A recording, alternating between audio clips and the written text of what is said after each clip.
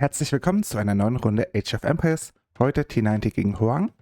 Das Besondere bei diesem Matchup, die beiden leben genau 12 Zeitzonen auseinander in Florida versus Vietnam. Also sehen sich relativ selten auf der Rangliste. T90 ist hier die Portugiesen, er hat gleich einen Holzbonus bei den Bären und seine Einheiten kosten weniger Gold. Auf der anderen Seite haben wir Hoang mit einem der neuen Völker, den Tupi, die vielleicht ein bisschen dafür berühmt wurden, dass man damit einen extrem schnellen Angriff ausführen kann, den Hoang jetzt auch macht. Geht direkt für die Kaserne, geht auch schon mit seinem Scout, dem Jumpy Scout, nach vorne.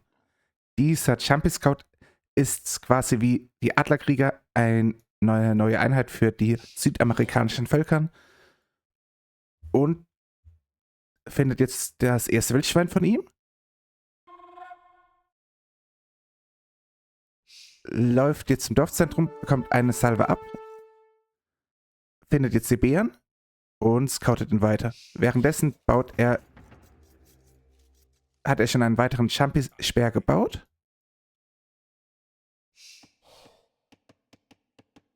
Hat jetzt auch das Holz gefunden.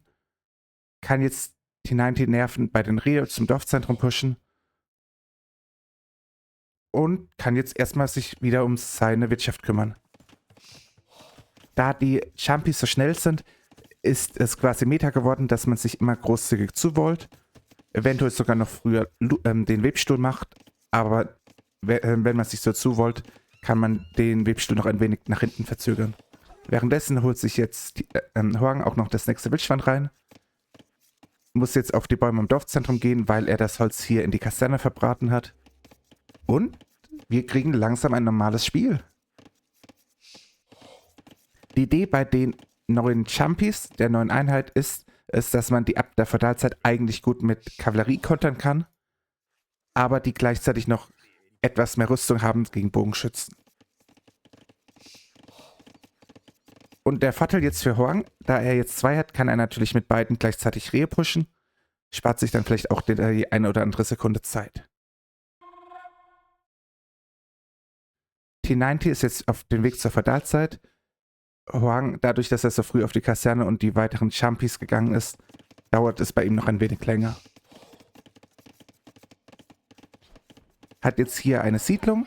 Die Siedlungen haben bei den Tupis den Vorteil, dass man Dorfbewohner einquartieren kann. Das heißt, man muss sich da nicht mehr wirklich groß zuwollen, sondern kann bei Gefahr sich einfach in die Siedlung rein verziehen. Kann jetzt die Rehe zum Dorfzentrum pushen. Und T90 ist auf dem Weg zur Feudalzeit.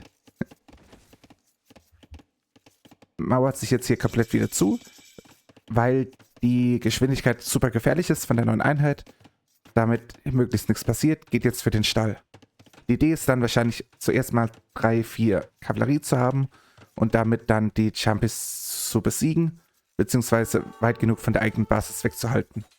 Hier T90 greift den an, Hoang quartiert ihn ein und schickt ihn direkt zurück. Damit beim nächsten Mal nicht ein Dorfbewohner dasteht mit deutlich weniger Lebenspunkten.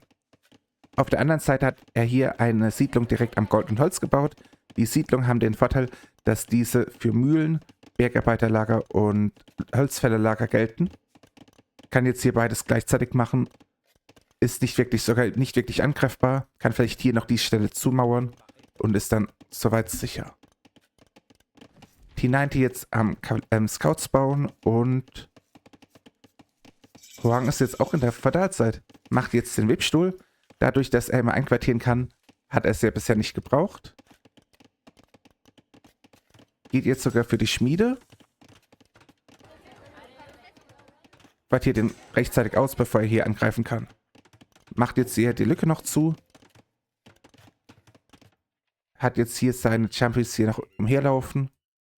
Aber nur am Vorbeilaufen. Macht jetzt auch den ersten Upgrade. Quasi ein wenig wie das Schwertkämpfer-Upgrade.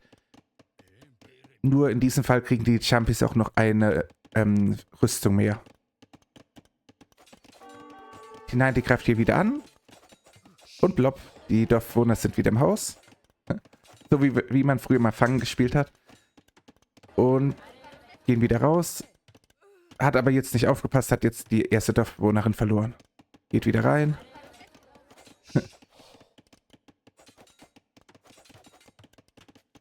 Hat jetzt seine Champions hier.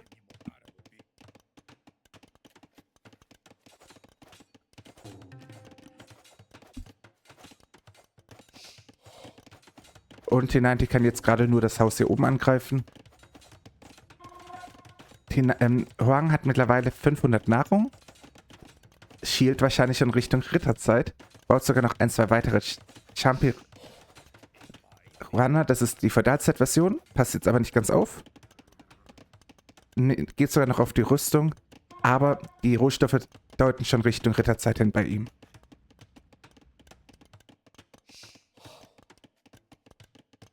Beide warten jetzt quasi auf den perfekten Moment. Haben aber beide nicht Lust, einen schlechten Kampf zu nehmen. Gehen deswegen beide jeweils zurück. T90 geht jetzt hinten dran auf Bogenschützen. Huang geht auf das Angriffsupgrade für die Champi Runner. Auch ein großes Problem bei den Champi Runner ist, dass sie keinen so einfachen Konter haben wie bei der Kavallerie, zum Beispiel der Speerträger. Dementsprechend ist es da nochmal schwieriger, die im frühen Game zu kontern. T90 möchte hier Druck ausüben. Aber Huang hat jetzt eigentlich eine groß genug Menge von den Champi-Runner. Kann ihn wieder ein wenig vertreiben. Geht sogar jetzt noch auf mehr Champi-Runner. Die einzige Möglichkeit für T90, er muss jetzt auch mehr Kavallerie gehen, mehr Bogenschützen und hoffen, dass er dann gleich die Armee zurückbringen kann.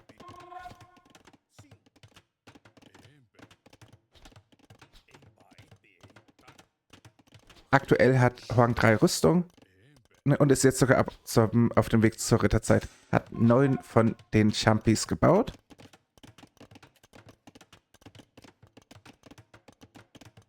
T90 ist jetzt in der schwierigen Situation, dass er hier abschätzen muss, was für eine Armee kommt. Ob Huang vielleicht sogar in der Feudalzeit gleich noch mehr von denen bauen wird und dann angreifen wird oder den Markt benutzen wird, Richtung Ritterzeit gehen. Ist wirklich super schwierig, das abzuschätzen. T90 will jetzt auch nichts falsch machen, geht noch fürs Angriffsupgrade und will dann wahrscheinlich am liebsten einen guten Kampf nehmen. Am besten noch bevor Huang in der Ritterzeit ist. Wenn nicht, wird es gleich richtig schwierig.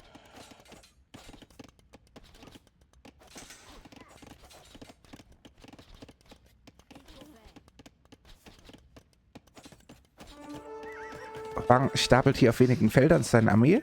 Das ist vielleicht auch was man auf Dauer mal ändern muss, dass man dieses Staking hier irgendwie wieder rausbekommt aus dem Spiel. Greift jetzt hier mit den Dorfbewohnern an. Aber im Prinzip eigentlich eher guter Kampf für T90. Kriegt jetzt hier noch weitere Dorfbewohner. Huang hat nur noch 2 Champis jetzt vorhanden, muss jetzt sogar sein Gold räumen. Geht direkt mit C14 Dorfbewohnern aufs nächste Gold.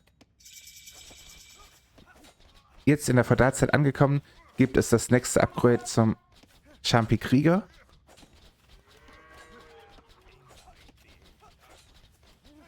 Und wenn er jetzt eine groß genug Masse hat, könnte es vielleicht wieder klappen mit der Armee hier. Insbesondere hier sind aktuell nur 2 schwache Kavalleristen hinten dran. Das ist jetzt eine Sache, wo ich mir nicht 100% sicher bin, ob es aus T90 richtig Sinn macht, jetzt auf die Kavallerierüstung zu gehen und die Zuchtauswahl, was 20 Lebenspunkte mehr für die Kavallerie bedeutet, weil im konkreten Fall hat T90 2 Scouts hier vorne mit insgesamt 27 Lebenspunkte. Also würde vielleicht im besten Falle 10 Lebenspunkte hier dazu bekommen. Ich befürchte, er müsste hier Richtung Ritterzeit klicken, spätestens. T90 hat jetzt zwar eine deutlich bessere Eco, aber bekommt jetzt den Gegenangriff ab. Huang hat jetzt die Ritterzeit-Rüstung. Jetzt haben die Einheiten 5 Rüstung. Die Bogenschützen machen auch nur 5 Schaden. Also der Mindestschaden ist 1. Dementsprechend sehr guter Kampf für Hoang.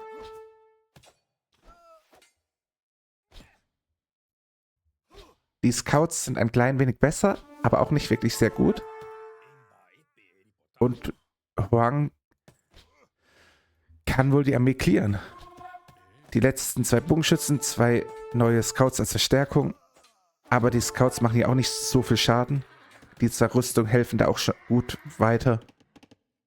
Und die T90 verliert die Armee.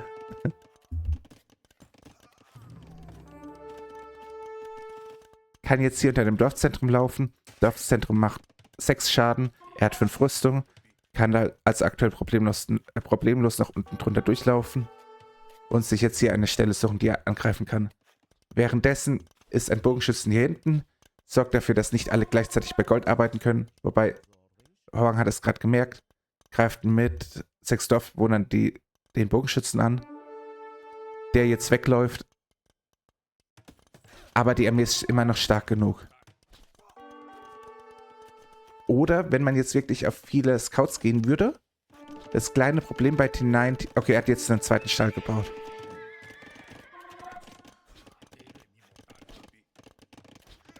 Er hat jetzt hier die Armee. Kann jetzt hier wieder hin und her laufen.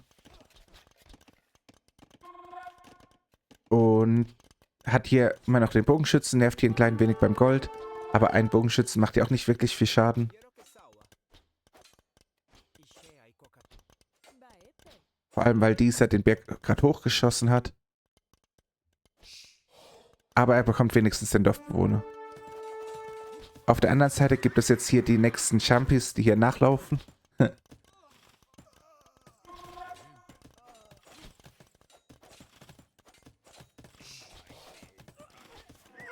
Und die ganzen Kavallerie stirbt. Hoang nur mit 28 Dorfbewohner gegen 48 von T90. Aber T90 hat jetzt irgendwie noch nicht richtig den Zugriff hier auf die Armee bekommen. Muss jetzt hier extrem aufpassen. Hier ist jetzt die eine Seite, eine große Armee. Hier kommen die weiteren. Am gefährlichsten ist wahrscheinlich sogar dieser Platz hier oben. Hier sind 28 Dorfbewohner. Wenn er reinkommt, hat er überhaupt kein sicheres Holz mehr. Und kein Gold mehr. Die Stelle ist hier läuft in Gefahr reinzukommen. Okay, ich schaffe dran zu wollen. Wenn er jetzt Ritterzeit kommt, wahrscheinlich so 7, 8 Ritter baut, dann wäre es wahrscheinlich wieder ausgeglichen. Hoang geht auf Arson, also jetzt +2 für gegen Gebäude. Für Infanterie.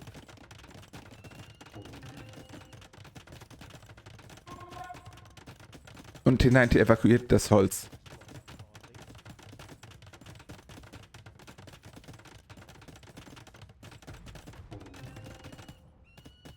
Und evakuiert jetzt alles, weil er nicht mehr viel Holz hat. Und gleich hier ein Problem wäre. Hoang kommt direkt mit den 14 Champis. Läuft hier weiter.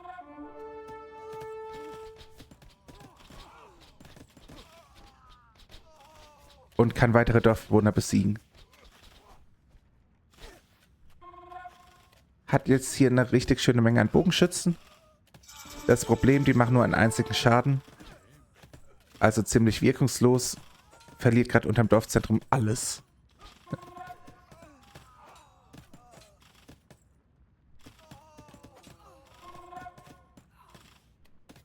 Auf einmal nur noch 33 zu 28 Dorfbewohner plus die riesige Armee von Hoang. Hat T90 sich irgendwo Armee sichern können. Hat jetzt hier ein bisschen Holz auf der Seite hacken wollen. Hat jetzt sogar die ersten Ritter. Das Problem ist aber, Hoang hat mittlerweile 20 von den Champis. Und hier ist noch eine Lücke. Oh nein.